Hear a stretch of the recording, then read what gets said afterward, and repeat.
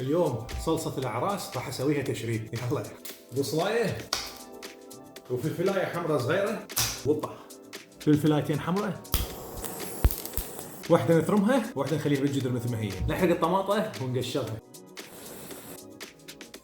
جيب السطل، زيت زيتون، بصل، فلفل أحمر حار، وليمون يزلون. نشوف لحم غنم بعظم، قليلها مي، ورق غار وقرنفلات.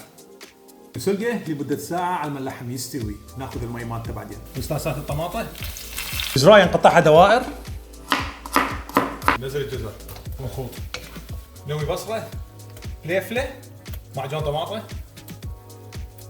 ونحمس.